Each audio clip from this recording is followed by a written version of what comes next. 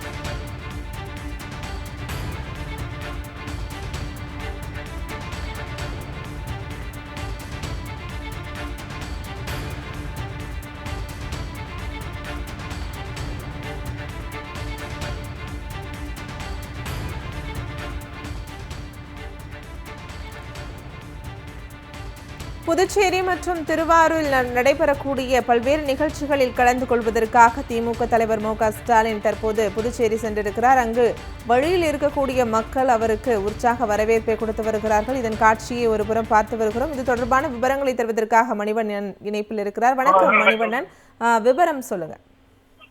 வணக்கம். புதுச்சேரி மற்றும் திருவாரூர்ல நடக்கக்கூடிய பல்வேறு நிகழ்ச்சிகள்ல கலந்து கொள்வதற்காக திமுக தலைவர் மு.க.ஸ்டாலின் அவர்கள் சாலை மார்க்கமாக சென்னையிலிருந்து புதுச்சேரி வந்தார். அவருக்கு கோட்டக்குப்பம் ரவுண்டானா அருகே விழுப்புரம் மத்திய மாவட்ட திமுக சார்பில் உற்சாக வரவேற்பு என்பது அளிக்கப்பட்டிருக்கிறது. அதனுடைய நேரடி காட்சிகளைத்தான் நாம் தற்பொழுது பார்த்து கொண்டிருக்கிறோம். குறிப்பாக மாவட்ட செயலாளர் டாக்டர் ஆர் லட்சுமணன் சட்டமன்ற உறுப்பினர் தலைமையில இந்த வரவேற்பு என்பது அளிக்கப்பட்டது. பரிசுகளை வெடித்தும் திமுக கழகத்தின் கொடிகளை கைகளில் ஏந்தியும் அதே போல இஸ்லாமிய பெண்கள் பூரண கும்ப மரியாதை வழங்கியும் பெண்கள் மலர்களை தூவியும் திமுக தலைவரை உற்சாகமாக தற்பொழுது வரவேற்று இருக்கிறார்கள். அதே போல ஆயிரக்கணக்கான திமுக தொண்டர்கள் சாலையில் திரண்டு நிருந்தும் பொதுமக்களும் பெண்களும் தற்பொழுது திமுக தலைவர் மு.க.ஸ்டாலின் அவர்களை வரவேற்று இருக்கிறார்கள். இதனால பாத்தீங்கன்னா புதுச்சேரி அதே போல தமிழ்நாட்டு எல்லை என்பது தற்பொழுது விழாக்கோலம் பூண்டிருக்கிறது. விவரங்களை பகிர்ந்தமைக்கு நன்றி மணிவண்ணன்.